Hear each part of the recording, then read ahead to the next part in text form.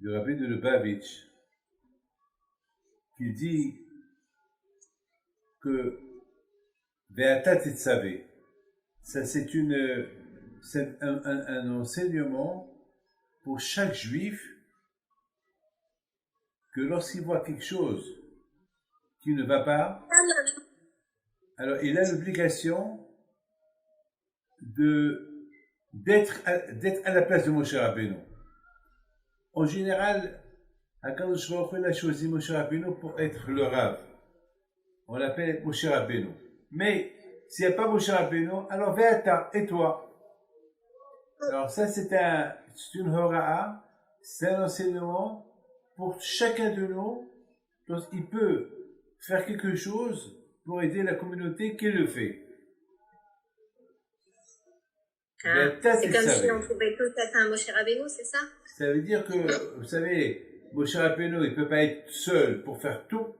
Alors, c'est la raison pourquoi chacun de nous, il devient comme Moshe Rabbeinu pour aider. Comme par exemple maintenant, le miracle le Nes de, comment ça s'appelle, de Purim. Ben, ce Nes de Purim, il a commencé, s'il n'y avait pas Mordechai Tzadik, vous savez, on dit, Bimkom she'en ish, ishtadeh leot ish.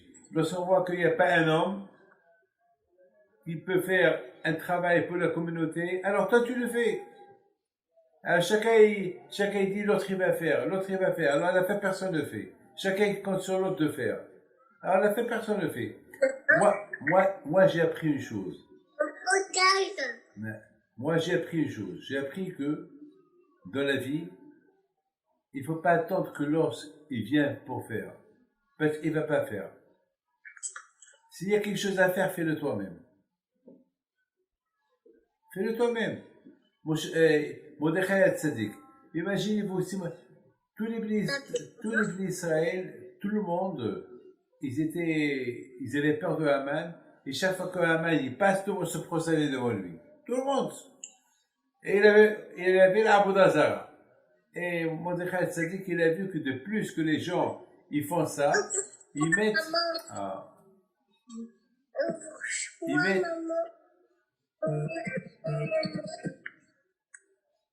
ils mettent Am Israël en danger, Hachem Ishmael. Alors, qu'est-ce qu'a fait Mordechai Tzadik? Mordechai, lo yechra velo yishtachavé. Et Mordechai, il ne s'est pas prosterné devant la Avodah. Il a pris les choses en main. Alors, vous allez me dire, il a fait le risque de tuer Am Israël. Il a mis en jeu le risque.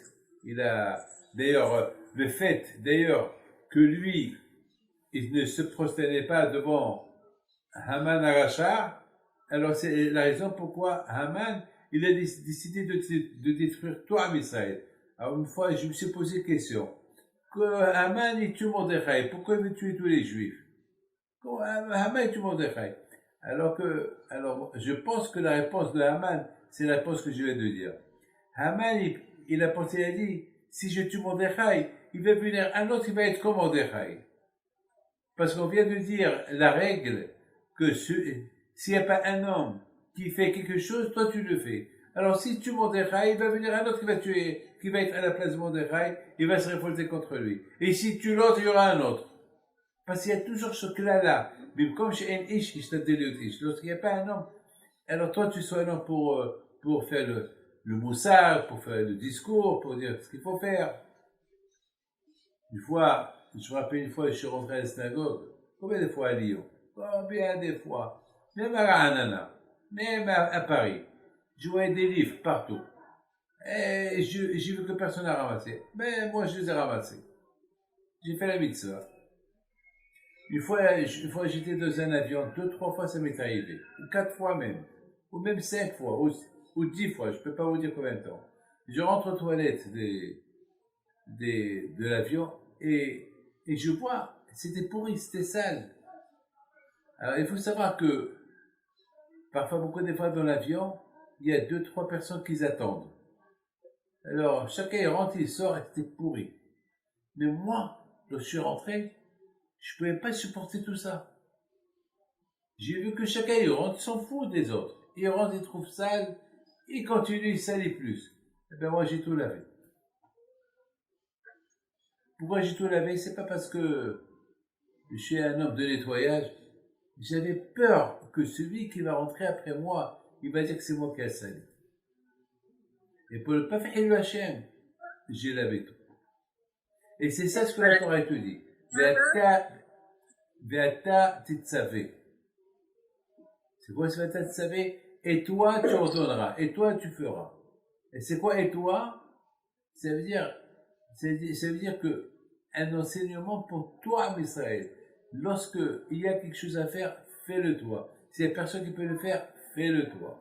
Ve'ata titzavé. N'attends pas que le rabbin vienne. Et si le rabbin n'est pas là, alors toi. Et pourquoi dans cet enseignement-là, pourquoi il n'a pas dit à quelque part d'autre? Parce que là, on parle de la menorah. Là, on parle du shemen. Shemen, c'est la neshama. Ah. Shemen, c'est-à-dire que, étant donné que toi, Israël, on est une seule neshama, toi, Israël, c'est une seule neshama, n'oubliez pas que toi, Israël, ils sont... N'oublie pas. Hein? Non, je peux pas. Eh ouais, papy, mais je sais pas, la nourrice, elle est pas là, elle est malade. Et toi, Adèle, va jouer avec elle. Voilà, ça y est, elle est partie.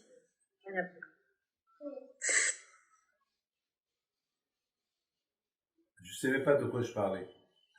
Ah oui. Vous avez dit que la mitzvah, c'était de Shemen, c'était de voilà, parce qu'ici, c'est ce qu'on appelle Hadlakat Nerot. C'est quoi Hadlakat Nerot? C'est chaque juif, il s'appelle Ner. Qui Ner Torah Nishmat Adam.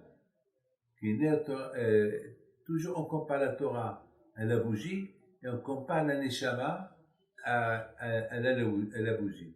Allumer la bougie, allumer la neshama. Et qui allume la neshama? C'est le tzaddik. Toi, tu vois quelqu'un que sa neshama elle est éteinte, alors toi tu allumes sa neshama, tu le mets dans le bon chemin, tu allumes sa neshama. Alors il y a, vous savez, il y a beaucoup de fois, il y a des rabbins qui n'arrivent pas à allumer quelqu'un, et un copain, il peut arriver à l'allumer. Ou un autre, il peut. Alors, c'est pour ça, le hiyuv, l'obligation d'allumer le prochain, elle dépend de chacun de nous. Alors, n'oubliez pas que, après la Torah, elle nous parle, Vezem Asa Menorah. Et voilà, c'est ça l'histoire de la Menorah. C'est quoi le mot Maasé? Maasé, c'est une histoire. C'est ça l'histoire de la Menorah. La Torah, elle aurait dû dire, et Vezé, Binyan. Et c'est comme ça qu'on a construit la menorah. C'est quoi Vezé Maasé Menorah? On dirait qu'on nous parle d'une histoire. Lorsque tu dis Maasé, c'est une histoire. Lorsque tu dis le mot Maasé, c'est une histoire. Alors c'est quoi Vezé Maasé Menorah? C'est écrit dans le passage. Et voici l'histoire de la menorah. Vous avez trouvé? Non, je cherche. Vezé Maasé Menorah. C'est à quel passage? C'est là-bas, Miksha Zav, comment la menorah était faite. Alors la Torah, elle aurait dû dire, voilà comment la Torah était faite. Et c'est pas le Vezé Maasé, c'est ça l'histoire de la menorah. Ça se dit pas. Alors, je peux le trouver. Alors la réponse, elle est comme ça. La réponse, elle est que comment la menorah a été faite, si vous voyez bien, elle était faite d'un seul bloc. Elle n'a pas été faite en pièces détachées. La menorah, elle a été faite d'un seul bloc, pourquoi? Pourquoi elle n'a pas été faite par pièces? Parce qu'Am Israël, parce que la Torah, bémet, hein, la Torah c'est un seul bloc.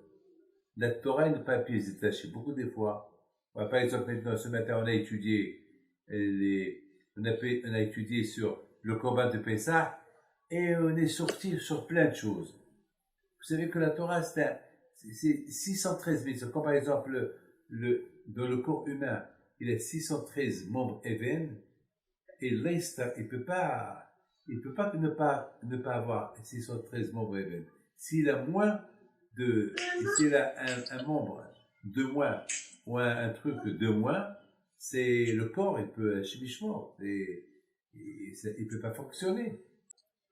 La Torah, elle n'est pas aux pieds détachés. La Torah, elle est unique. Chaque mitzvah, elle est collée avec l'autre. Chaque mitzvah, elle est collée avec l'autre. Comme par exemple, on a un corps, on a besoin du pied. Le plus important, c'est la tête. Et sur le pied, on ne peut pas fonctionner. On a besoin des mains, on a besoin des yeux, la bouche, les oreilles, le nez, le cœur, le foie. C'est un tout. Tout est vital hein, pour le corps. Chaque mitzvah que l'être humain fait, il y a par exemple, il y a des mitzvahs que moi je ne peux pas faire. Et un autre il peut faire. Alors c'est comme ça on dit, les juifs ils sont arrivés, ils baisés. Les juifs ils sont liés les uns avec les autres. Pourquoi? Ce que moi je ne peux pas faire, lui il peut faire. Par exemple, divorcer. C'est une mitzvah. Mais c'est pas tout le monde qui va divorcer. Mais le fait que quelqu'un va divorcer sans guerre, dans la paix, comme que la Torah elle veut, alors toi, mais ça il s'associe dans cette mitzvah-là. D'ailleurs, on dit, chaque fois qu'on fait une mitzvah, on dit, voilà, j'acquitte tous les bénis Israël de cette mitzvah que je fais. Parce que c'est pas tout le monde, par exemple la tzedaka, c'est pas tout le monde qui est riche, qui peut faire la tzedaka. Alors, lorsqu'un riche, il fait la tzedaka, alors comme si nous tous, on a fait la tzedaka avec lui. Et en même temps, comment ça s'appelle, la avera, que Dieu préserve. Lorsqu'on fait une avera, il faut penser que cette avera-là, j'ai oublié de la faire, mais sache que tu mets en jeu tous les juifs aussi, avec cette avera-là.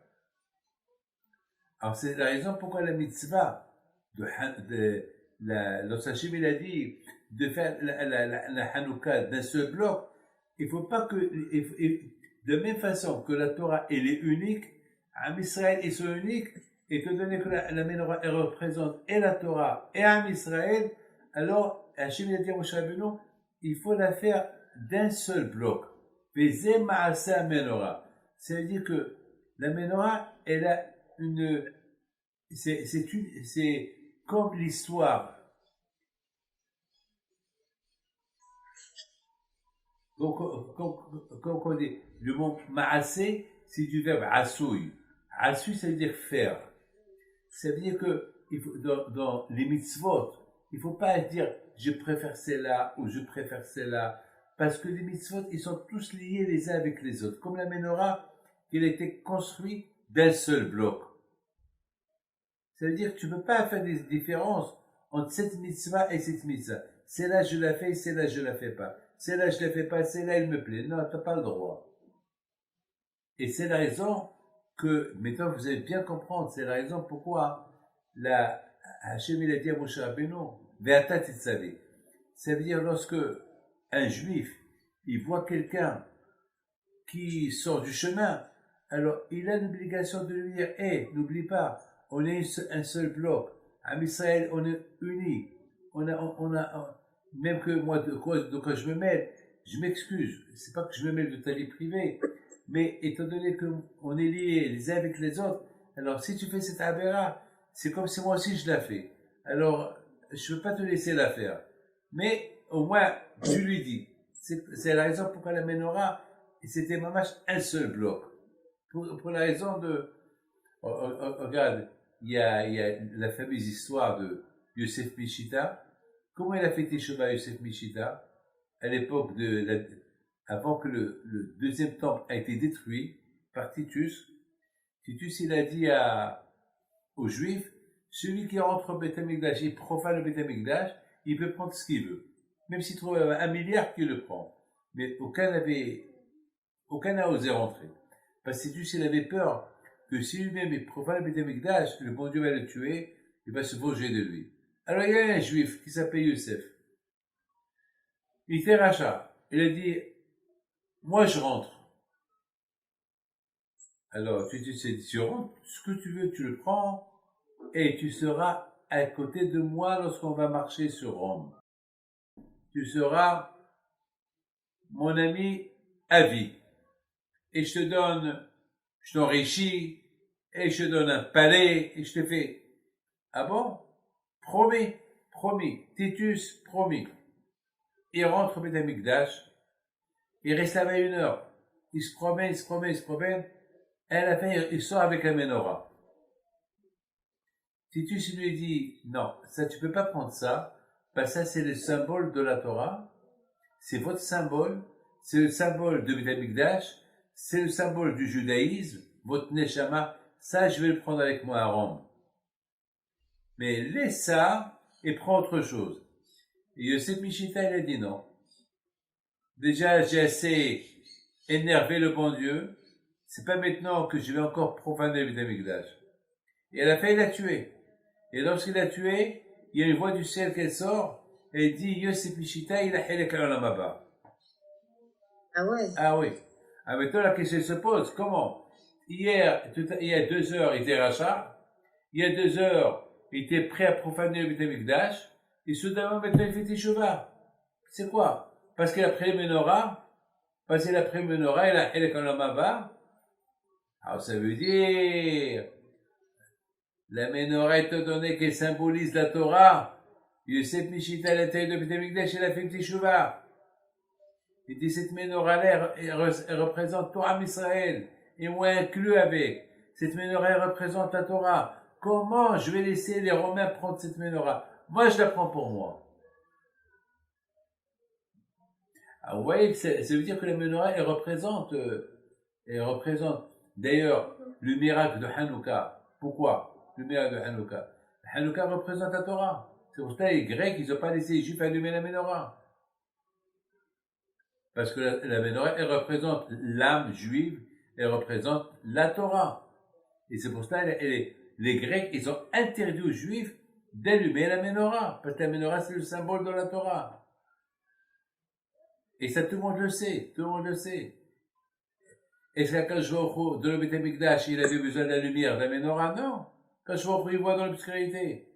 Alors pourquoi Hachem il a donné la menorah? Pour nous rappeler la lumière de la Torah. Lorsqu'on étudie la Torah, on devient tous un seul bloc. On devient tous Assoui. Vous savez pourquoi Aïssav, il s'appelle Aïssav? On devait l'appeler Edom, parce qu'il était rouge. Mais pourquoi il a donné Aïssav? Parce qu'Aïssav, il était Assoui, du verbe Assoui. Il était fait. Lorsqu'il est né, il est né poilu. Il est né, mamache comme un homme. Mamache comme un homme. Alors le fait qu'il est né poilu comme un homme, alors il l'a appelé Esav, du verbe Asoui, fait. Et c'est ça la menorah. La menorah, c'est du verbe Maasé, une histoire. Une histoire. Asoui, c'est la menorah, il nous colle. On devient tous un seul bloc. On est Asouyim, on est fait. C'est la Torah qui nous fait. C'est la Torah qui nous construit. Mais tout ça, c'est on est unis. Et pour être unis, Ve'ata Tetzavé. Chacun de nous, il a la responsabilité. C'est beau, papy. Chacun de nous, il a cette responsabilité d'être Be'ahdout. Chacun de nous, il a cette responsabilité. Je voudrais vous dire quelque chose. Hier, je faisais un peu la marche avec Bibi Michael, et il m'a apporté une question. Écoute bien cette question. Il dit que la fête de Purim, même les femmes, ils ont l'obligation d'écouter la Megillah. Et même les femmes, ils ont l'obligation d'écouter le Sefer Torah d'exterminer Amalek. C'est une mitzvah que chaque juif il a l'obligation de l'écouter. Il faut détruire Amalek. Alors, à notre époque, comment on peut détruire Amalek à notre époque? J'ai vu dans un livre qui dit, en écoutant la paracha de Shabbat dernier, mais hey, Zachir Amalek, le fait que tu l'écoutes, comme si tu l'as détruit. C'est beau, hein? C'est parce que je connais pas ce qu'est le Amalek. On ne sait pas. Il peut être à côté de toi et tu ne sais pas c'est qui. Alors le fait déjà que tu écoutes la paracha, c'est considéré comme si tu l'avais. Et tu laisses, et Hachem va s'en occuper du reste. Alors hier, il m'a posé une question. Il me dit, il y a une halakha dans la Torah, que les femmes, il y a beaucoup de mitzvot que les femmes, ils n'ont pas le, comment ça s'appelle, ils sont pas obligés de les faire. Comme par exemple, la femme s'asseoir dans la soukha. Elle n'est pas obligée. Mais si elle veut, elle peut. Pourquoi? Parce qu'il y a toutes les mitzvot qui dépendent du temps. Ils ne sont pas obligés. Par exemple, étudier la Torah, les femmes ne sont pas obligées d'étudier la Torah. Parce qu'ils s'occupent de leur mari, ils s'occupent de la maison, ils s'occupent des enfants. Ils ne peuvent pas. Il y a beaucoup de mitzvot que les femmes, ils sont le plus important. Il faut le Shabbat, Nida, ça oui, parce que la femme va trouver son temps pour aller faire son mikvé, comment ça s'appelle là, par exemple,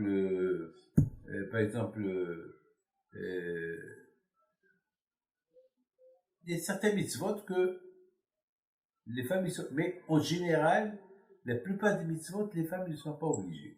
Maintenant, il y a une question qui se pose. La mitzvah de la Megillah, c'est à un moment que la femme, elle n'a pas le temps. Parce que son mari, il a jeûné, ses enfants, ils ont jeûné, elle prépare à manger. Donc pourquoi on l'oblige à écouter la Megillah? Pourquoi? Et pourquoi la soukha? On l'oblige pas de s'asseoir dans la soukha.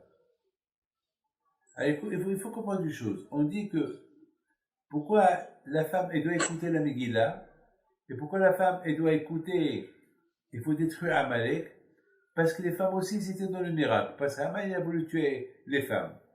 Alors les femmes, ils sont inclus. Et aussi, à l'époque de Hanouka, la femme, elle a l'obligation aussi d'allumer la Hanouka. Pourquoi? Parce que la femme aussi était dans le miracle. Parce que les Grecs, ils ont voulu faire oublier la Torah même aux femmes. Alors maintenant, la question se pose. Mais Souka, et aussi, dans la Souka, la femme était dans le miracle. Lorsque les Juifs mangeaient la manne, alors, s'ils ne mangent pas la manne, ils vont crever. Alors, il y a aussi... C'est ça là. Il y a aussi, par exemple, la Souka.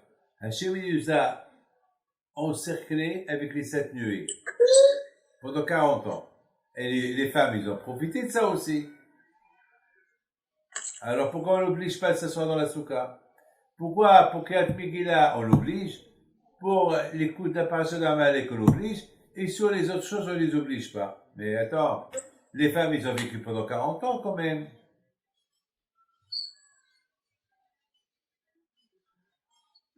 J'ai donné une belle réponse.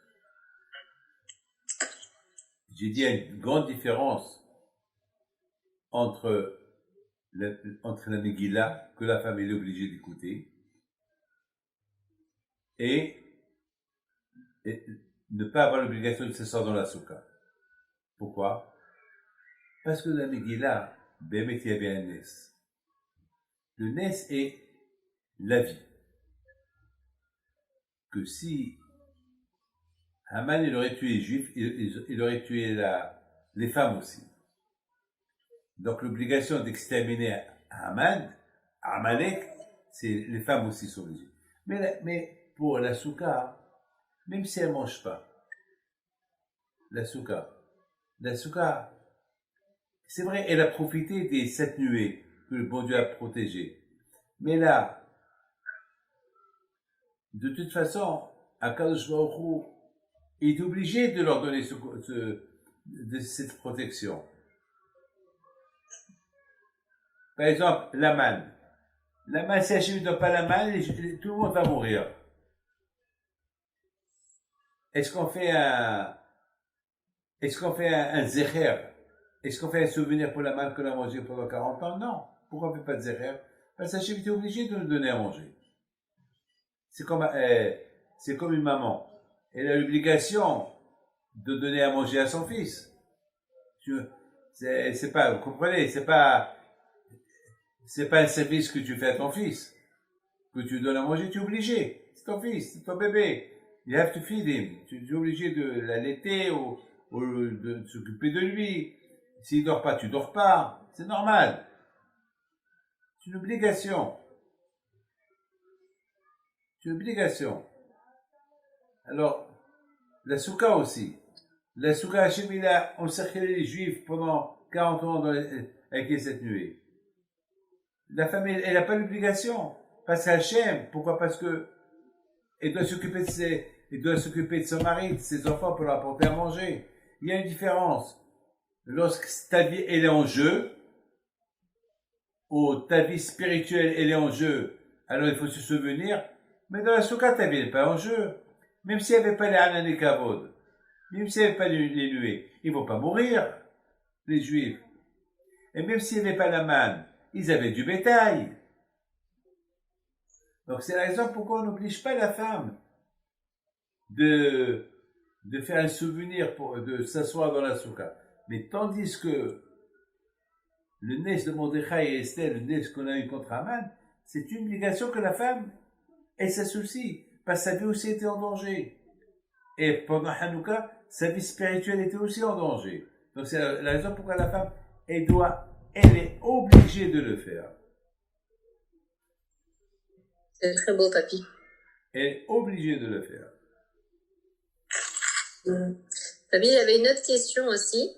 À Teruma, il y a marqué, vraiment Teruma, c'est Vaïdaber Hachem, c'est Hachem qui parle, et après il y a marqué Veikrouli, et ils prendront à moi. Donc on avait compris de là que tout appartenait à Kadosh Baruch Hu, que rien nous appartient à nous. Mais là, Beata Tetzavé, et après, en fait, c'est comme si Kadosh Baruch Hu, il se sort complètement et il dit Veikrou Elecha, ils te prendront à toi chez Menzaït. Mais au début, à Teruma, il y a marqué Veikrouli, ça veut dire on a vu que tout appartenait à Kadosh Baruch Hu, mais là, il y a marqué Veikrou Elecha. Alors, c'est lié à Beata Tetzavé? Alors, dans Veikrou Elecha, chez Menzaït, Zach. Alors, d'après tout ce que je vous ai expliqué, ça va bien marcher. C'est lié. Alors, c'est quoi le lien? Il faut savoir que chaque juif, c'est un Moshe Rabbeinu. On dit que Moshe, il était l'équivalent de tous les juifs. Et étant donné qu'il est l'équivalent de tous les juifs, alors on peut dire aussi le contraire, vice-versa. Et tous les juifs, ils sont l'équivalent de Moshe. Moshe est l'équivalent de tous les juifs, et les juifs, c'est-à-dire que chacun de nous, il a un peu de Moshe. Ça veut dire que lorsque quelqu'un, tu le vois, qui ne veut pas faire partie de la Ménorah, qu'elle est d'un seul bloc, uni, tu vois quelqu'un qui ne veut pas faire partie de la Torah, qu'elle est un seul bloc, uni, et lui, il va sortir du derrière, alors, Vik Hoelecha. C'est-à-dire que chacun de nous, il doit tout faire pour sauver ce juif-là. Vik Hoelecha. C'est-à-dire à toi de le persuader, soit que lui s'attache à toi, soit que lui-même il court derrière toi. Ça veut dire qu'Akadosh Baruch Hu, là, à Tetzavé, il sort complètement. On voit Teruma avec Rouli, Veata et moi, et moi. Parce que, Hachem, il sort. Oui, parce que dans Teruma, on parle de la construction du Mishkan, le Mishkan, et même le Mishkan, il représente l'homme. On dit, Ve'asuli Mishkan, faites-moi un sanctuaire pour que je réside dedans vous. C'est-à-dire que finalement, Akadosh Baruch Hu, il cherche l'homme, il cherche pas le Mishkan, parce que le Mishkan, un jour, va être détruit. Et s'il va être détruit, où Hachem va résider? Donc Hachem, il a voulu simplement nous apprendre, je veux que vous faites un Mishkan, et vous allez être à l'image du Mishkan, et si le Mishkan va être détruit, vous n'allez pas être détruit. Vous êtes mon Mishkan. vous, madame, vous êtes le Mishkan d'Hachem. Moi, je suis le Mishkan d'Hachem. Chacun de nous est le Mishkan d'Hachem. Tant qu'on vit. Tant qu'on vit, on est le Mishkan de Hakadosh Baruch Hu. Donc, dans le Mishkan, c'est écrit Bikhouli, ça veut dire vous les gens, vous madame, vous monsieur, vous jeune homme, c'est moi qui vous a créé. Alors, prélevez-vous pour moi, tenez-vous pour moi. Puisque c'est moi qui vous a créé, très bien. Mais moi, quand je vous aurais dit, moi je vous ai créé, mais est-ce que vous admettez que c'est moi qui vous a créé? Alors, si vous admettez que c'est moi qui vous a créé, alors faites de vous un prélèvement et attachez-vous à moi. Et alors là, moi, je vais m'attacher à vous aussi. C'est comme, je vous donne un stylo, mais je ne te donne pas. Je vous le donne pas. Et l'on dépose chez vous. Alors c'est tout à fait normal que vous, au moment que je vous donne le stylo, vous me le rendez.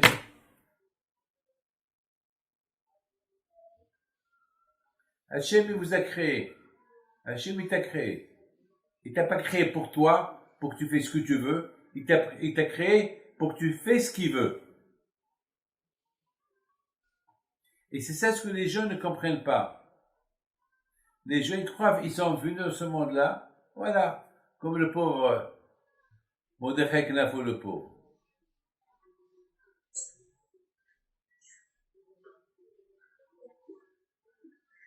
Hachem, il l'a créé, et au moment qu'il a voulu le prendre, il l'a pris.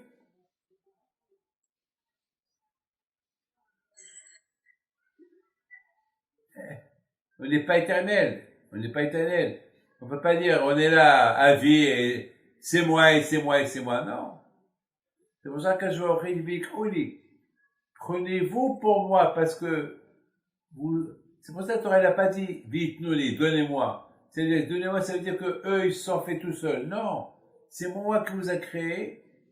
Alors maintenant, vous allez vous donner à être fiers pour mon service. Et là,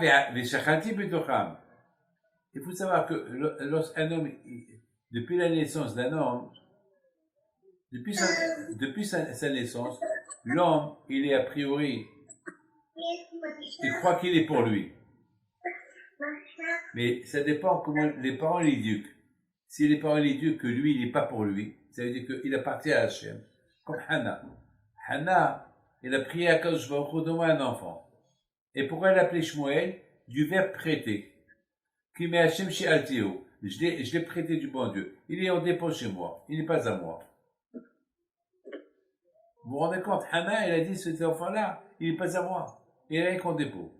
Elle a appelé Shmuel, du verbe Shaoul. Qui met Hachem chez Altio. Parce que je l'ai prêté de Hachem. Voilà, quand je est à toi. Quand tu le veux, tu le prends.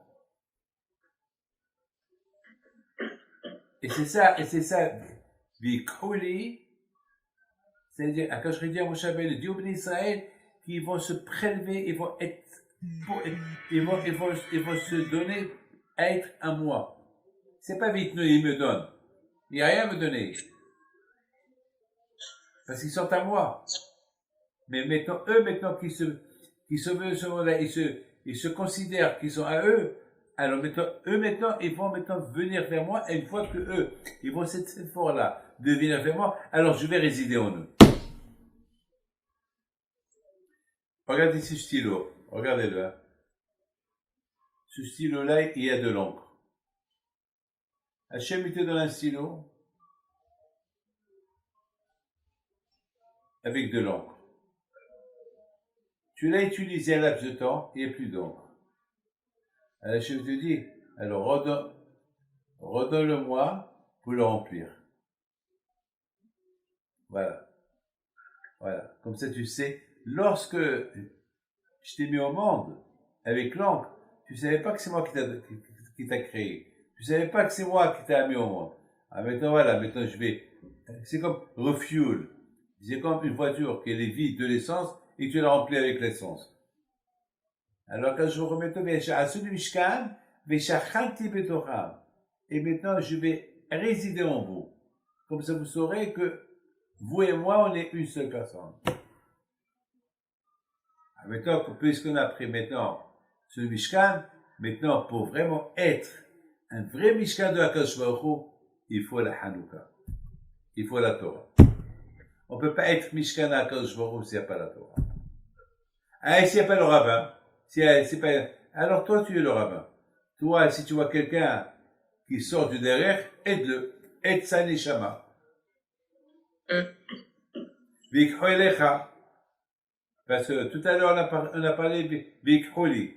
Maintenant, si l'homme, il est loin, alors Vikho elecha, il va te prendre à toi. C'est-à-dire que moi, je fais le travail d'Hachem. Ou toi, tu vas comprendre à faire ton travail, ce qu'Hachem te demande de faire, tu le fais. Et si tu es loin de la connaissance d'Hachem, alors moi, je dois t'aider pour te ramener vers Hachem. Ou toi, tu vas vers Hachem, d'une manière automatique, parce que tu as compris que c'est Hachem qui t'a mis au monde. Alors, Vikholi. Ou bien, et c'est pour ça qu'on dit, ou bien, si toi, tu n'as pas réussi à te soumettre à Hachem, alors il va y avoir un autre, Vikhoi Elecha, et il y aura un autre qui va être à la place de Moshe Rabbeinu pour t'aider, pour te faire approcher de la Kadosh Baruch Hu. Voilà.